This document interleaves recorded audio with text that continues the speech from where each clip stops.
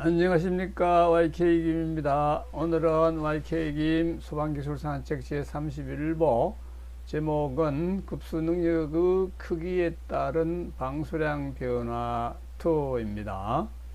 1선 제30보에 이어 제29보에서 제기한 예상문제 3에 대해 풀이해 봅니다. 그리고 그 결과를 가지고 스프링클러의 배관 설계는 급수 능력에 부합하는 급수 능력을 고려하는 수리 계산이 필요하지 않느냐는 문제 제기를 해보고자 합니다. 예상 문제 3에 대한 풀이, 문제의 개요, 스프링클러 소화 설비 헤드의 선정 배치, 배관 구경의 결정 등은 저압 급수 조건으로 설계해 놓고 급수는 고압으로 적용하는 경우, 이거는 화재 안전 기준에 부합하는 것으로 보입니다. 고압으로 적용을 해서 하면은 소화 방수가 상당히 많아질 건데 얼마나 되느냐를 한번 계산으로 확인해 보고, 너무 많이 나오면은 무슨 문제가 있을 것이 아닌가를 생각해 보자는 것입니다. 제7보에서 9보, 7, 8, 9보에서 인용한 현장을 보면은 지하 3층 주차장에 설치된 스프링클러는 스프링클러 지하 3층입니다. 여기에 설치된 스프링클러가 있는데, 여기에는 소방 소화 펌프는 양정이 161m, 16바의 전격 압력으로 펌핑을 하는데, 저층부를 커버하기 위해서 12바로 감압하는 정압 감압 발브를 설치해서 바로 지하 3층 스프링클러 시스템에는 12바의 급수가 일어나고 있습니다. 그 얘기를 다시 글로 쓰는 건데, 그런데 B3층에 설치된 스프링클러 설비의 설계는 규합 방식으로 설계되어 있습니다. 즉 10개의 헤드가 1바 수준의 압력이 인가되어서 800rpm이 방수된다는 가정의 설계가 되어 있다는 것입니다. 이 부분은 일반 수리 계산 방법으로 했다는 것입니다. 여기서 감압변에서 말단 헤드군까지의 마찰 손실이, 그러니까 감압 발브 여기서 이 스프링클러 말단까지 가는데 압력 손실이 2바가 걸린다고 가정해 보면은, 이 위치에서 감압변 부근에서 급수 압력은 3바가 필요하도록 설계된 셈입니다. 그런데 실제 급수는 여기서 감압변에서 나온 것이 바로 12바가 들어가게 된다는 것입니다. 그렇다면은 3바 들어가도록 해놓고 12바를 급수해 버리면은 여기서 많은 물이 쏟아지겠죠. 설계치보다가. 근데 얼마나 많은 물이 나올까를 한번 계산해보고, 그리고 나서 너무 많은 방수가 일어날 것이 예측이 되는데, 그래도 괜찮은 것일까요? 하는 것을 생각해 보자는 것입니다. 이 풀이 감압변에서 스프링클러 방수 완료까지 압력 손실을 생각해 봅니다. 먼저 설계 800rpm 공급하는 설계상의 압력 손실은 같은 층이므로 위치 압력은 없다고 봅니다. 그래서 압력 손실은 3바이지요. 이것을 델타 P1이라고 이름을 붙여놓고, 이 감압변 감압 후 12바 압력이 하여튼 양은 Q2라고 보고, 이것이 방수 완료되는 데까지의 압력 손실은 12바지요. 이걸 델타 P2라고 놓고, 그래서 실방수량을 이제 비례식에서 Q2 대 Q1은 델타 P2, 델타 P1의 0.5사승 하는 이게 하전 윌리엄스 응용식에서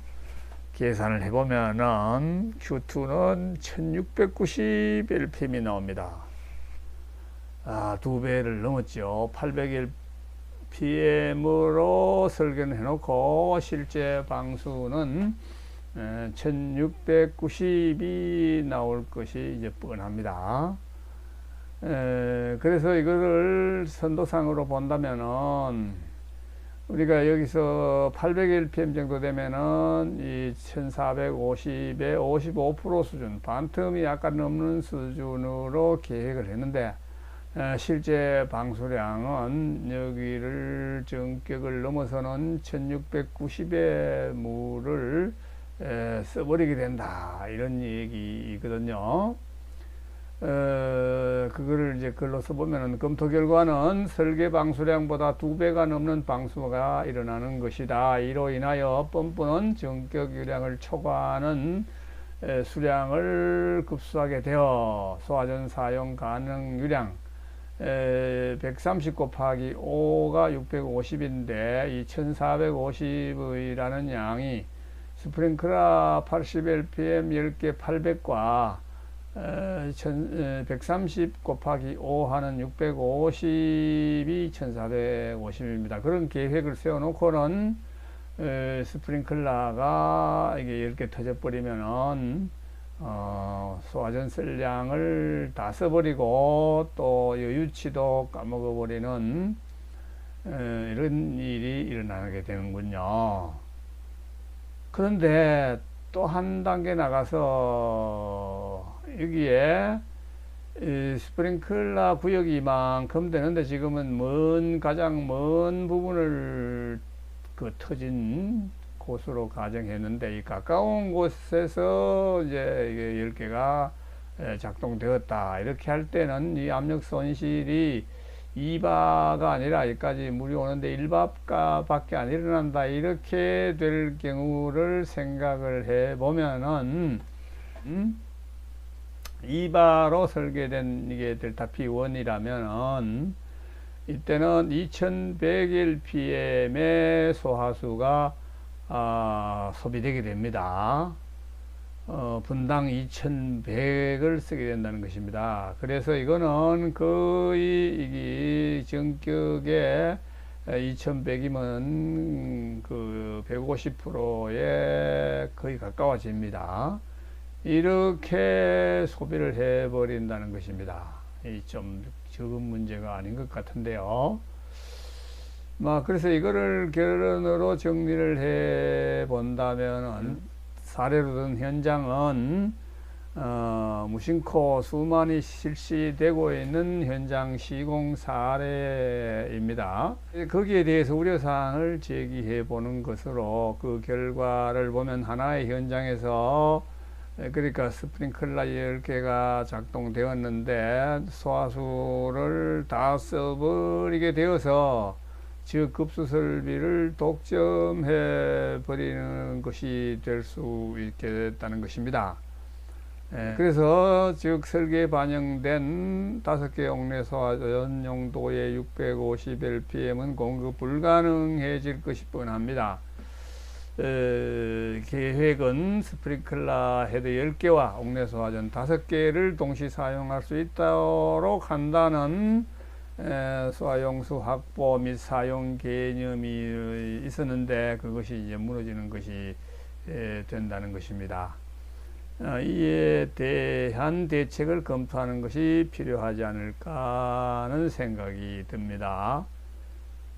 이제 막 착수하려는 설계를 시작하는 정도 단계의 현장이라면은 급수 압력이 이런 높은 부분에서는 일부러 감압을 낮게 해서 그렇게 할 것이 아니라 고압급수 스프링클러를 아예 수리 계산에 의해서, 그러니까 다시 말하면 급수 능력에 맞추는 소화설비 설계, 급수 능력 맞춤 수리 계산 설계라고 이제 요약 이름을 만들어 봅니다만은 그거를 적극적으로 고려하는 것이 좋을 것 같다는 생각이 듭니다.